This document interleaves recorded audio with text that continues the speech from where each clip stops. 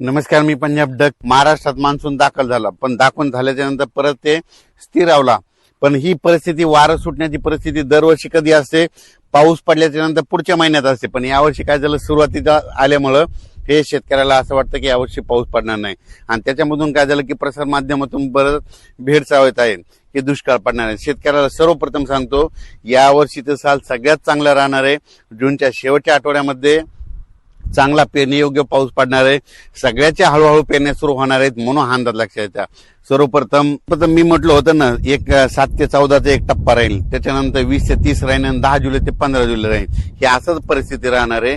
यावर्षी जून महिन्यात थोडाफार पाऊस कमी राहणार आहे, जुलैमध्ये जास्त पडणार आहे, ऑगस्टला कमी राहील, सप्टेंबर ऑक्टोबर परतीचा पाऊस धुमाकूळ घालणार आहे.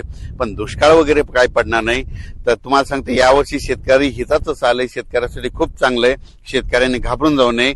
आता हे म्हणजे काय होणार, पाऊस कसा येणार आहे, पावसाला सुरुवात काय होणार आहे, 18 जूनच्या नंतर विदर्भाकडून बऱ्याच ठिकाणाहून पूर्व विदर्भाकडून सुरुवात होणार आहे. 18-19च्या दरम्यान पूर्व विदर्भाकडून ते पाऊस मराठवाड्यापर्यंत येईल. पण त्याच्यानंतर काय होईल, 20-21च्या नंतर मराठवाड्याकडे पाऊस आल्याच्या नंतर 21 ते 29च्या दरम्यान मराठवाड्यामध्ये वेगवेगळ्या भागात पाऊस पडेल आणि काही जिथं जास्त ओल होईल त्यांच्या पेरण्या सुरू होतील.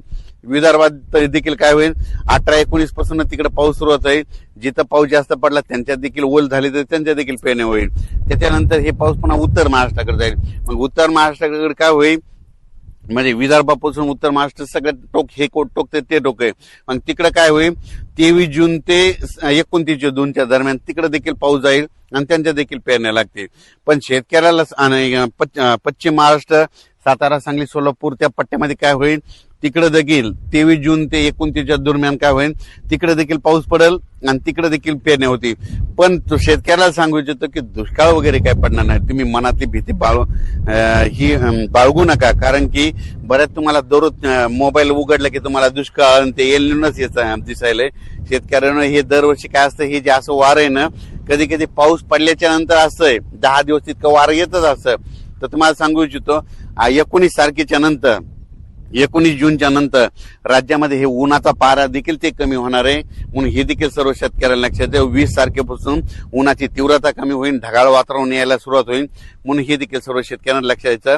पण राज्यात मात्र जूनच्या शेवटच्या आठवड्यात चांगला पेरणीयोग्य पाऊस होईल, वेगवेगळ्या भागात पडेल. पण शेतकऱ्याला वाटतं की सगळीकडे पहिल्याच दिवस येणार, सगळीकडे नाही पडणार. काय होणार, दररोज वेगवेगळ्या भागात पाऊस पडेल आणि दाखल होईल, म्हणून हे लक्षात घ्यायचं. मान्सूनचा पाऊस सगळीकडे एकदा जात नसतो, दररोज काय होतं, वेगवेगळ्या भागात दाखल होतो. जिथं जास्त ओलं ते शेतकऱ्याच्या पेरण्या होतात, म्हणून ही सर्व शेतकऱ्यांनी लक्षात घ्यायचं.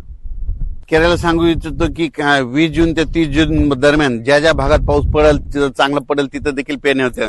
आणि दरवर्षी शेतकऱ्यांनी लक्षात घ्या, मी पहिल्यापासून म्हणलो होतो की 2026ला थोडाफार पाऊस कमी होईल, पण परतीचा पाऊस जास्त होणार. म्हणजे काय होतं,